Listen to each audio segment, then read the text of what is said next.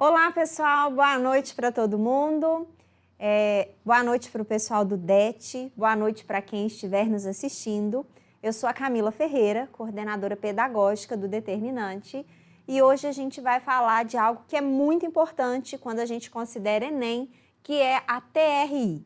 Então, só para situar todo mundo, na última aula, na realidade na última semana, a gente não teve nenhuma aula. Nós fizemos aquela live sobre a orientação de estudos no momento da quarentena.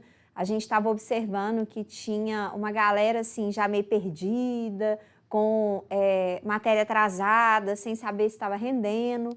E aí foi uma live muito legal, onde a gente falou sobre os ajustes nos horários, no horário de estudos nesse momento, né? Inclusive, muitos alunos entraram em contato, muitas alunas depois da live, e aí eu fui orientando, mas se ainda restar qualquer dúvida, estou à disposição para ajudar todo mundo a entrar aí no caminho certo, beleza? Bom, na aula de hoje, então, a gente vai continuar com aquele tópico, né, com aquele ponto lá do nosso sistema de aprendizado, que é estudos sobre estratégias, né, a estratégias de estudos e estratégias de provas. E a gente vai falar de TRI. Já começo falando o seguinte: Camila, a TRI ainda funciona, considerando os erros do último Enem? Sim, o governo não mudou a regra do jogo, então a gente continua tendo a necessidade de entender sobre TRI. Mas, pessoal, já vou dizendo assim de antemão que muitas notas no ano passado ficaram erradas pelo que a gente vai apresentar, pelo que eu vou mostrar, pelo que a gente vai discutir. A gente tem uma nota que depende da nota do conjunto.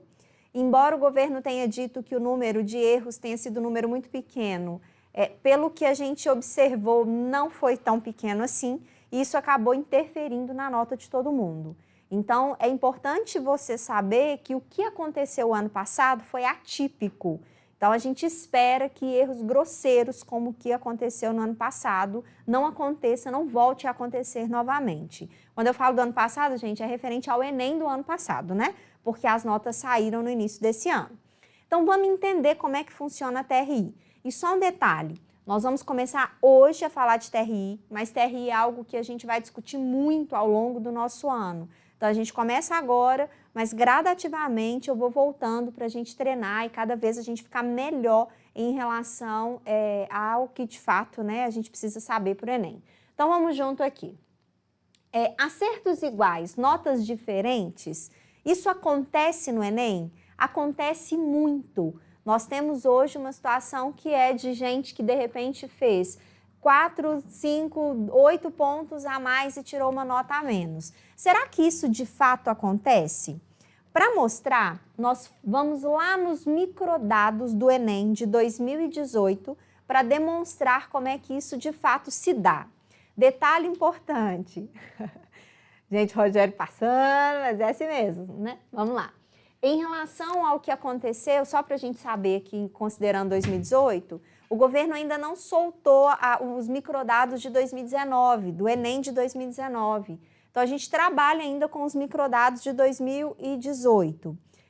Normalmente, esses dados eles são lançados em março, depois que as notas todas foram liberadas, mas a gente está no aguardo ainda para ver se os de 2019 vão sair. Bom, vamos lá. Olha o que a gente tem aqui, presta atenção todo mundo. Em prova de linguagens, só para a gente perceber como é que isso é realmente importante. Para 20 acertos, teve gente que tirou uma nota de 501,1 e teve gente que tirou uma nota de 609,6. Uma diferença de 108,5 pontos para o mesmo número de acertos. Se eu pego aqui o intervalo de 30 pontos, eu tenho uma pessoa com 30 acertos que fez 590 na TRI de 2018 e uma mesma pessoa com o mesmo número de acertos que fez 680. Então, estamos falando de uma diferença de 90,7. Só que presta atenção no negócio aqui, presta atenção. Uma pessoa com 30 acertos fez uma nota menor do que uma pessoa com 20 acertos. Galera, isso é muito relevante. Uma diferença dessa te coloca dentro da universidade que você quer, criatura. Então, presta muita atenção nisso aqui.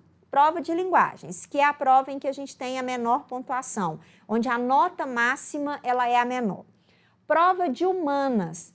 20 acertos. Teve gente que tirou 520,6 e teve gente que tirou 656,6 para o mesmo número de acertos. Temos aqui 136 pontos de diferença. E a gente tem aqui para 30 acertos uma pessoa que fez 644,6 e uma outra pessoa que fez 702,7, uma diferença de 58 pontos. Uma pessoa com 30 acertos acabou tendo uma nota menor do que uma pessoa com 20 acertos. Isso é muito relevante. Prova de natureza. 20 acertos. Aqui eu quero mostrar para todo mundo que é em todas as provas. Isso aqui é relevante em qualquer prova do Enem, com exceção da redação, que você realmente for observar. Então, você tem que ter essa noção e ter a noção de como que se faz a prova do Enem a partir disso aqui.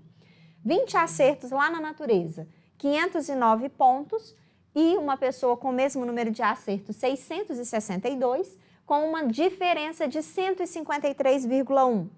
Já uma pessoa com 30 acertos, 659,9, uma outra com 30 acertos, 724,9, observando que teve gente que com 30 acertos tirou menos do que uma pessoa com 20 acertos. Isso é muito importante. Eu fico nervosa, gente. E matemática, onde a diferença consegue ser uma diferença maior, o que a gente observa?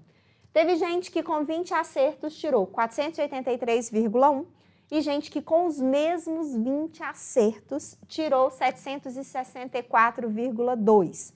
Já a gente com 30 acertos, 731,1 e gente com os mesmos 30 acertos, 858,9. A diferença aqui, teve gente que com 30 acertos, nesse caso, não, a mesma coisa. Com 30 acertos, tirou uma nota menor do que uma pessoa com 20 acertos. Para um minuto, principalmente você que às vezes aí na sua crença limitante acha que não é para você medicina porque você não é bom em exatas. Quando a gente observa esse valor, se a gente tem 30 acertos, considerando a possibilidade de uma nota de 858, eu vou daqui a pouquinho mostrar como é que funciona isso tudo, e aí você vai perceber que, sabendo as questões de nível básico e algumas questões de nível médio, digamos que a sua prova tenha um valor de 30, seriam 30 questões, você tem chances aqui de ter notas excelentes.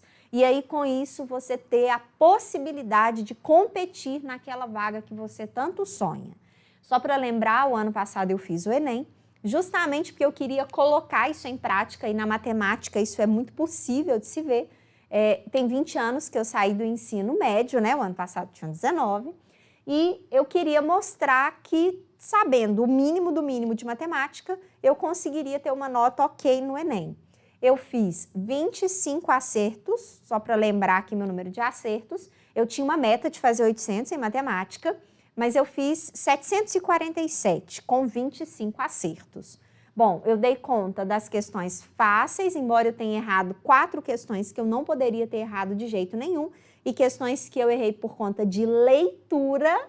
Então, com o que eu sabia de matemática, eu conseguiria acertar se eu não tivesse pecado na leitura daquela questão, e com isso, consequentemente, eu não fiz os 800 pontos que eu queria. Mas aí eu quero deixar a seguinte ideia para você. Se com 19 anos, fora do ensino médio, sendo uma aluna mediana em matemática, desses 25 acertos eu chutei alguns, claro, eu não fiz esse tanto de questão, eu consegui tirar uma nota boa. Imagina você, então, que estudando, tendo os melhores professores, uma orientação de estudos e entendendo como se faz a prova do Enem, eu quero que você imagine o quanto que as suas chances são reais de conseguir uma nota excelente em matemática e para que você realmente consiga competir mais. E eu estou aqui um pouco focada na matemática por um detalhe importante. É o que a gente vai desdobrar, né? Daqui para frente a gente vai falar muito disso, de como é que eu faço a prova do Enem, como é que eu olho para essa prova, o que eu faço primeiro. Vai ter um momento da gente parar e discutir isso. Tem 2 provas no Enem que valem 1000. Redação e matemática. São as 2 provas que você tem condições de tirar 1000. Então, claro, então eu estudo só redação e matemática? Não, você tem que estudar tudo. Mas essas 2 matérias têm que brilhar os seus olhos. Nossa, eu sou muito ruim de matemática, então vamos focar em matemática básica para você conseguir fazer as questões básicas da prova.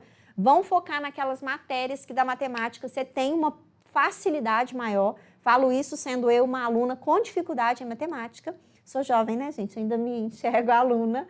Para que você consiga ter em mente esses 30 pontos. Porque se você fizer os seus 30 pontos, respeitando a TRI e entendendo como é que você vai fazer isso, você tem a chance de bater aí em quase 900 pontos em matemática, que vai fazer toda a diferença na sua aprovação. Beleza? Espero que com esses números você já tenha percebido a importância de saber disso aqui.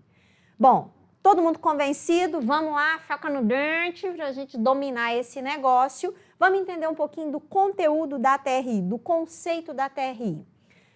Essa diferença toda, a TRI vai explicar. E como é que funciona? Na realidade, o que é a TRI e como é que funciona? A TRI, galera, é a teoria de resposta ao item. Não sei se todo mundo sabe o que significa isso. É uma metodologia de avaliação utilizada pelo Enem para a produção dos itens que compõem a prova. E não é só para a produção do item, mas para a correção dessa prova. Então, quando a gente fala da TRI, ela orienta tanto a produção do item, como também orienta a correção desse item. Quando eu falo item, eu estou considerando questão. Então, toda vez que eu falar item, você vai fazer uma associação com questão. Beleza.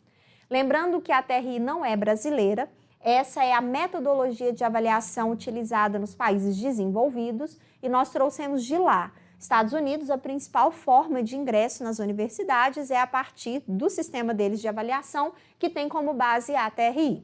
Lembrando que a TRI ela é diferente da teoria clássica dos testes. Na teoria clássica dos testes, o que acontece? Que são os demais vestibulares que você normalmente faz. A Unicamp, a FUVEST, as Ciências Médicas, a UFO, todas essas seguem a teoria clássica dos testes. O que acontece aqui? A gente leva em consideração apenas o número de acertos na teoria clássica dos testes. Na TRI, não. A gente pensa na avaliação ou na qualificação do acerto. Não é o acerto pelo acerto. Esse acerto precisa ter qualificação. Então, vamos juntos lá. O que a TRI leva em consideração na hora de corrigir a sua prova? Como é que a TRI encara o que você fez por lá? Primeira coisa, o número de acertos. Quanto mais você acerta, maior a tendência de você ter uma nota maior. Então, quando eu falo que a gente precisa dominar a TRI, a gente tem que entender como é que a prova é feita, mas, óbvio, a gente tem que buscar acertar o maior número de questões possível. Isso envolve estudar. Saber estratégias de estudos, galera, não anula em absolutamente estratégias de prova, nesse caso, né, que agora a gente focou um pouquinho nisso, a gente até então falou de estratégias de estudos, mas agora estratégia de prova. Focar em estratégias de prova não anula em absolutamente nada o que você precisa estudar. Na realidade, o que o determinante quer é te munir de você ter uma educação de qualidade, um acadêmico forte, onde você vai, de fato, né, conseguir ter o melhor rendimento possível acadêmico associado à estratégia de guerra que a gente precisa ter para enfrentar o vestibular. Porque aquele negócio é uma guerra. É uma guerra contra a sua cabeça, é uma guerra contra a própria prova, é uma guerra contra o número de candidatos, é uma guerra. Então, uma guerra infinita, é uma guerra contra os erros do governo e assim vai. Então, a gente realmente tem que estudar o máximo possível para a gente ter o maior número de acertos possível. Aí eu peguei aqui uma faixinha, sempre baseada nos dados, para mostrar isso. Observem, por favor. Eu peguei aqui uma faixa dos 26 aos 30 acertos, né? De 26 a 30 acertos. O que a gente observa aqui? Gente, só uma comparação, né? Se eu tivesse feito de... Vou pegar minha nota e jogar aqui, embora não dá não, porque são bases diferenciadas. Mas eu tirei 747, com 25 acertos, né? Eu estaria mais aqui no meio, né, do caminho entre o máximo e o mínimo. Só para, né, me jogar minha nota aqui, porque eu acho isso muito legal. Se você observar, do 26 para o 30, a gente tem um aumento da nota tanto aqui, na nota menor, quanto na nota maior. Então, ó, 26 acertos, 684, 30 acertos, a menor nota foi 731. E a maior nota para 26 acertos foi 816. Nossa, eu podia ter passado de 800. e a maior nota foi 858 para 30. Então, mesmo com a variação da TRI, se eu pego a nota máxima e a nota mínima, eu consigo perceber que quanto mais eu acerto, maior é a minha nota. Segunda consideração. Eu estou apresentando isso aqui, galera, eu vou apresentar aqui algumas coisas que a gente tem como base aquilo que o governo informa no site do INEP. Embora a gente tenha observado erros no ano passado e que pode ser que não esteja 100% dentro daquilo que está sendo mostrado.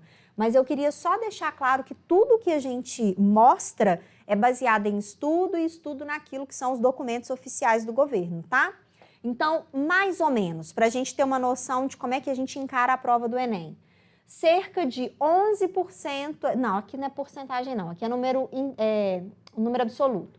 Cerca de 11 a 12 questões da prova são consideradas básicas, são de nível básico. E o que é uma questão de nível básico? É uma questão que vai me exigir uma habilidade, não necessariamente um conteúdo que eu aprendi no ensino fundamental 1, de 1º a 4º ano. Mais ou menos aí, 22 questões de nível operacional. O que significa isso? Significa que são questões que vão, no caso, né, vão me exigir habilidades que nós aprendemos no ensino fundamental 2. E mais ou menos aí 11 a 12 questões, que são questões globais, de nível mais elevado, onde vai exigir habilidades aprendidas no ensino médio. Pessoal, aqui a gente tem uma tendência de pensar em fácil, médio e difícil, que existe uma correspondência. Normalmente as básicas são mais fáceis, normalmente as operacionais são de nível médio e normalmente as globais são de nível difícil. Mas o que eu queria deixar claro é que são conceitos diferentes. Quando eu penso aqui, por exemplo, numa questão de nível básico, você pode errar uma questão de nível básico, mesmo tendo aquela habilidade para resolver, porque você não dominava o conteúdo daquela questão. Sim? Então, subentende-se que você deveria realmente saber daquela questão, mas você não sabe porque te falta conhecimento básico. Tá, a gente vai aprofundar nisso depois. Aqui eu só quero apresentar mesmo o conceito da TRI. E o mais importante de tudo da TRI, para tudo, e agora, se você entendeu nada até agora você tem que entender. A TRI tem como base principal na composição da sua nota o que a gente chama de coerência pedagógica. O que é a coerência pedagógica?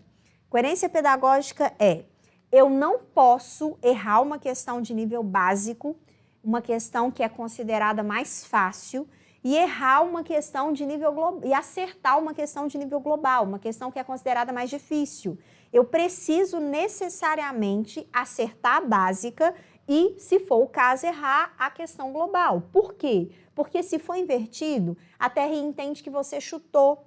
Se você não tem habilidade para o básico, como é que você teve habilidade para o global?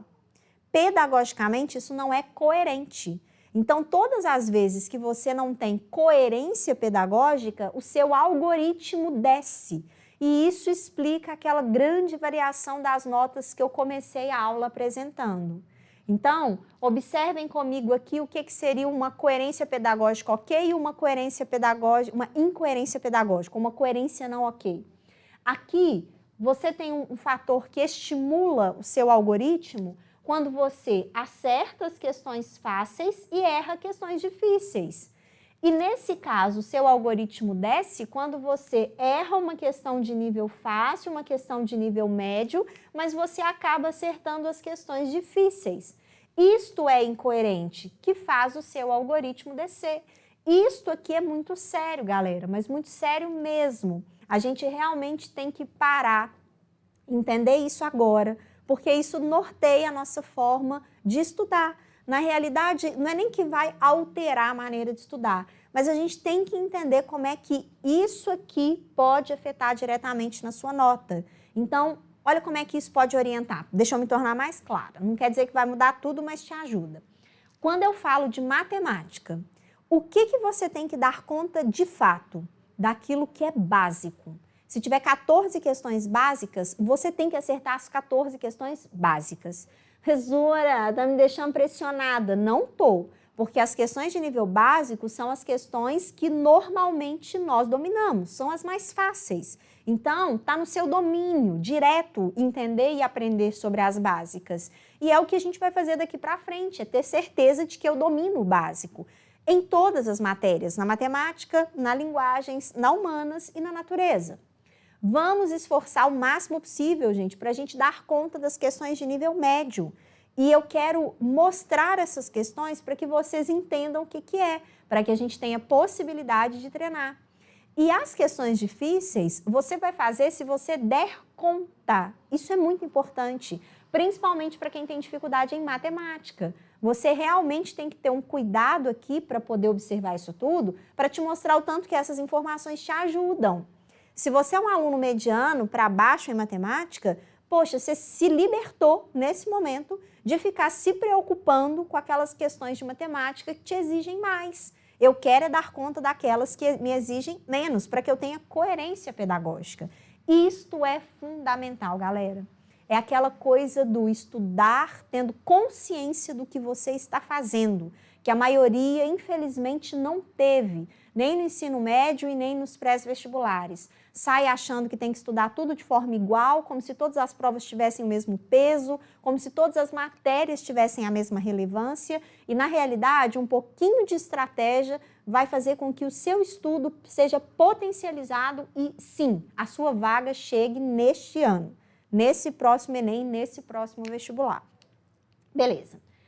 Rapidinho, então, o objetivo da TRI é traçar o perfil do aluno e da aluna, de maneira a se perceber os chutes e o verdadeiro conhecimento. A TRI, ela tem essa base. Poxa, se ele não deu conta do básico, ele não pode dar conta do global. A pontuação, ela é menor. Não existe uma pontuação exata para cada questão, existe um aproximado. Uma questão básica vai valer tanto, uma questão média vai valer tanto, uma operacional e uma global vai valer tanto. Só que, quando a gente considera o valor exato, depende do grupo que está realizando. Então, importante aí, quando eu falo que depende do que o grupo está realizando, é muito importante a gente visualizar isso no que aconteceu de erro do ano passado. Se existem erros de correção dentro do grupo, todo mundo é afetado no grupo. Então, isso é fundamental quando a gente observa. Bom, e aí, para a gente, então, perceber a importância disso, eu trouxe um estudo de caso de um ex-aluno do Determinante, que é o Vitor. O Vitor hoje, não sei, gente, com a pandemia, mas ele deve estar no segundo período, pelo menos se ele passou no primeiro período ano passado, ele está no segundo período de faculdade de medicina da UFMG. E eu queria muito mostrar o que foi a nota do Vitor para conseguir passar. Lembrando que no ano que ele passou, a nota de corte foi 810,46 e lembrando que nesse ano já foi 794, não lembro o décimo, mas a nota da federal caiu, para que a gente possa trazer para perto, digamos assim, para que a gente possa se aproximar do que foi a experiência do Vitor. Porque eu vejo que muita gente fica, às vezes, muito triste no sentido de que, não, eu estou muito longe, ou não tem nem noção, gente, se o que está fazendo está bom, não está bom, está correto, não está correto. Então, vamos lá. Olha o que foram as notas do Vitor no Enem de 2018, SISU de 2019. Ele tirou em linguagens 683,6. Em humanas, 833,9. Ele arrasou em humanas. E no caso em natureza, 718,5. Matemática, 877,6. Redação ficou com 940. A média do Vitor foi 810,72. Nesse ano, a federal, a primeira chamada na medicina da UFMG, foi a nota de 810,46 e na 11ª chamada, a nota baixou para 796,46. Então, esses são os números aqui do Vitor, dentro aqui do que foi a realidade da UFMG neste ano. O que a gente fez? Esses dados que eu estou mostrando para vocês, eles fazem parte do que a gente chama de microdados do Enem. Esses microdados, eles estão disponíveis lá no site do INEP, mas não são dados em que a gente tem uma facilidade de manusear, porque depende de um programa específico, de uma pessoa que tenha habilidade com o programa, de analisar para conseguir extrair os dados de lá. O que nós fizemos? Contratamos uma pessoa que teve essa possibilidade de extrair os dados de lá. E a gente conseguiu achar os nossos alunos que nos deram, né, os acertos e o número lá de registro, o número da inscrição para o Enem, dentro dos 4 milhões de alunos que fizeram o Enem. Isso é muito massa. E aí eu achei o Vitor dentro dos dados do Enem. Então, esses dados aqui não foi ele que me deu, não. Esses dados nós encontramos lá nos microdados do Enem. E aí, fui lá, ele fez a prova branca. Na questão de linguagem, então, a resposta dele, o que ele respondeu, o gabarito, qual era a habilidade daquela questão e se ele acertou e errou. Então, consegui esse nível de detalhe do nível do Vitor, da prova do Vitor. Então, o primeiro dia dele, ele fez a prova branca. E aí, observem, por favor, a nota do Vitor dentro dos dados do Enem. O Vitor fez, ele no caso, né, melhor, ele tinha feito, galera, 34 acertos em linguagens. Então, observem isso. A nota dele foi 683,6 e o Vitor fez 34 acertos. Para esse mesmo número de acertos, a menor nota foi 622 e a maior nota foi 721,2. Então, teve gente que teve uma coerência pedagógica maior do que a do Vitor e a gente teve, então, ele ficou aqui 683, mais ou menos no meio do caminho. Teve gente que com 31 acertos fez a nota do Vitor e teve gente que com 38 acertos, 4 a mais do que o Vitor fez, acabou realmente tendo uma nota igual à do Vitor. Então, isso é muito importante de a gente visualizar. Tirou 683, a menor nota foi 680,6. E aí, eu fui lá na prova e percebi o que o Vitor errou. Por quê? A nota dele ficou mais ou menos aqui no meio do caminho, então, assim, não teve uma coerência pedagógica ok, mas também não foi totalmente incoerente. E aí, eu fui lá ver o que o Vitor errou. Não é o nosso objetivo hoje, isso aqui é cenas dos próximos capítulos, mas eu queria mostrar para vocês. Uma dessas questões, que é uma questão de identificar, esse fragmento é um. O aluno tinha que ler e identificar qual era esse fragmento. Conceito prévio. Era uma questão de nível básico e ele errou. Ele precisava aqui identificar. Ah, professora, mas a questão básica, eu preciso ter conteúdo? Óbvio. Todas as questões precisam de conteúdo, só que são conteúdos que vão me exigir uma habilidade muito menor de raciocínio. Então, é mais fácil trabalhar com essa questão pela habilidade inferior, uma habilidade inicial, digamos assim. Então, ele errou essa questão de nível básico. E aí, olhando, né, vasculhando a prova do Vitor, ele errou uma de nível operacional, ele errou mais básicas, mas eu queria só mostrar. Ele errou uma que exigia interpretação. Então, ele tinha que ler a charge, interpretar essa charge e responder a partir dessa interpretação. Então, ele errou uma questão de nível operacional também. Depois eu vou te explicar, a gente vai com calma, vão ser algumas aulas, né, que a gente vai treinar isso aqui. Aí, fui na prova de humanas. E aí, detalhe, gente, o Vitor fez 44 acertos na prova de humanas. Ele arrasou na prova de humanas.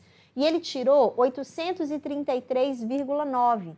A maior nota foi 850,4 no ano de 2018. Olha isso aqui.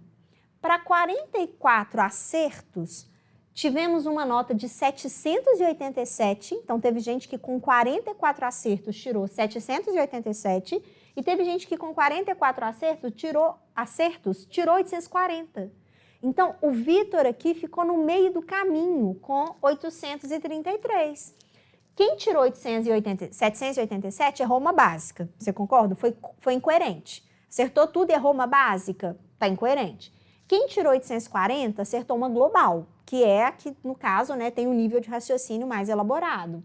O Vitor tirou 833. Então, provavelmente, quando eu estava analisando os números dele, eu falei, ele errou uma operacional. E aí eu fui lá na prova ver a que ele errou. E o Vitor errou só essa questão que ele tinha acertado, mas ele trocou o gabarito na prova, era para ter gabaritado a prova de humanas. E aí fica uma dica, por favor, deixa a resposta inicial só troca de resposta se você tiver certeza que aquilo lá está errado. Se não, gente, deixa a primeira. Por quê? Porque quando a gente fala de funcionamento do cérebro, existe uma parte subconsciente que já processa o conteúdo antes de ser consciente. E em muitas das vezes acaba se tendo que a percepção ou a resposta pelo inconsciente, não pelo consciente. E aí quem vai lá e inventa de trocar acaba tendo um problema relacionado a isso que perde, né? E de fato o Vitor tinha errado uma questão de nível operacional. Ele errou uma questão em que ele tinha que estabelecer causa e consequência. Toda vez que me pede objetivo, causa e consequência, é uma questão de nível operacional. Mara. Aí, na prova de humanas aqui, eu só coloquei uma global de exemplo, porque aqui ele tinha que explicar o processo que levaria aqui, no caso, né, da crise humanitária. Não é meu objetivo fazer isso hoje, mas só para mostrar a diferença, essa é uma global onde exige-se uma explicação. Beleza. Aí fomos no segundo dia de prova do Vitor. E aí o primeiro dia ele fez a prova branca, o segundo dia ele fez a prova rosa. Peguei a mesma coisa, né, gente? Vasculhamos lá o que ele respondeu, o que ele gabarito, as habilidades que ele acertou e que ele errou. E aí chegamos nos seguintes números.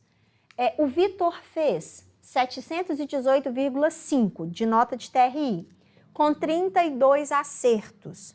Detalhe muito importante aqui. Quando eu estava conversando com ele, né, pedindo autorização, né, gente? Porque a gente analisa a vida do Vitor aqui, a vida do Bolinha. A gente chamava ele de Bolinha. Chama, né, gente? Que ele tá vivo, graças a Deus. Então, eu conversando com o Bolinha no Zap, eu comecei a perguntar quanto ele tinha feito, né? E aí, na mensagem, eu printei a mensagem dele, só para vocês verem que, assim, é o que ele me contou. Que ele tinha feito 33 em natureza, só que ele fez 32 em natureza. Moral, inclusive ele ficou até arrepiado, ele, meu Deus, eu tinha uma a menos. Ele provavelmente marcou algum gabarito errado e aí ficou com a resposta dele, somando 33, e na realidade lá apareceu 32 acertos. Então a dica, cuidado com o gabarito na hora da prova. É muito importante entender o que você está fazendo e muito importante ter atenção para o seu gabarito. E aí, detalhe, né? O Vitor fez 718, a nota máxima foi 737, então ele teve aqui um rendimento muito bom em natureza, ele realmente fez as que ele sabia, as básicas aqui, ele deu conta, as operacionais, embora não tenha sido totalmente coerente. Alguma coisa básica ele errou, para não ter tido 700 e... Peraí, gente, ele fez 700 para não ter feito 737. Detalhe, teve gente que com 30 acertos tirou a nota do Vitor, teve gente que com 37 acertos teve a nota do Vitor. Esta pessoa deve estar triste até o dia de hoje. Beleza. Bom, fui lá ver o que o Vitor tinha errado. Ele errou essa questão, que é uma questão de nível básico na física, porque ele tinha que identificar, posicionar. Ele ia pegar o conceito aqui, observar onde estava maior e menor, e ele tinha que, de fato, aqui encontrar a resposta. Então, na física, essa foi uma questão considerada uma questão de nível básico. E também errou uma questão de nível operacional em biologia.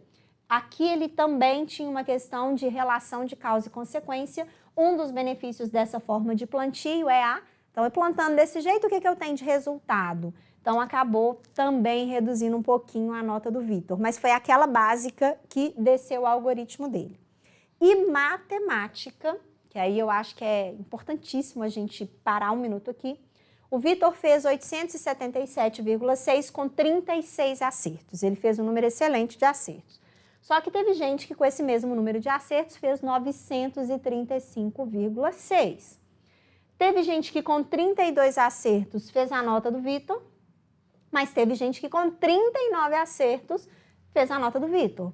39 acertos com uma coerência pedagógica ok, 972. 972, gente, é 1000, né? Para mim é 1000, que é um número realmente muito elevado. Fui lá procurar ver o que o Vitor errou.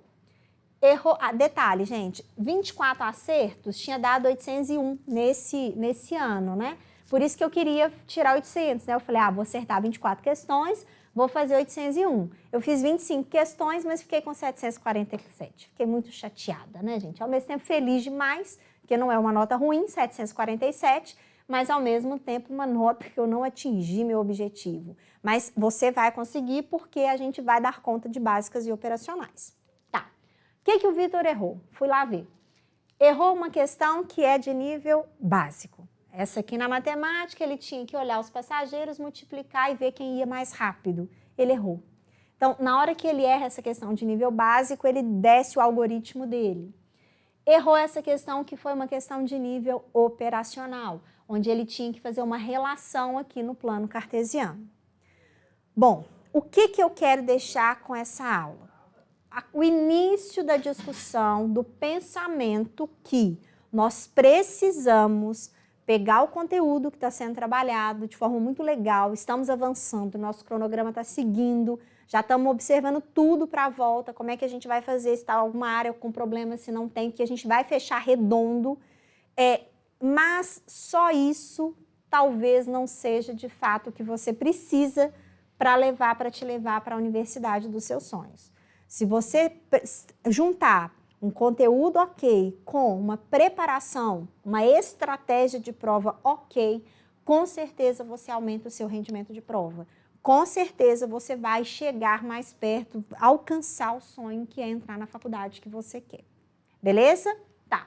Então a gente vai ainda falar disso muitas vezes. Eu vou ficar por hoje aqui, que eu quero, já é informação demais. Essa aula fica gravada, espero que depois você volte, pare os números, olhe, faça conta, se ache nesse universo. Se alguém quiser aqui, de repente, algum específico, professora, eu fiz uma pontuação que você não mostrou, me manda que eu te mando isso, tem todos aqui, fica fácil da gente olhar, mas eu queria que você tivesse esse momento aqui. Peraí, deixa eu entender tudo que a Camila falou hoje, porque primeiro eu preciso entender isso para depois eu realmente seguir firme e realmente convicto de que vai fazer diferença na minha nota final. Beleza? Bom, preciso nem falar que a saudade está gigante, é chover no molhado, e espero, gente, que em breve a gente esteja junto de novo para a gente realmente voltar a trocar a nossa energia, embora a gente esteja conseguindo, mas nada como o nosso cantinho, né? Então tá bom, um beijo, fiquem com Deus aí, ó, a gente se fala, tá? Falou, beijo!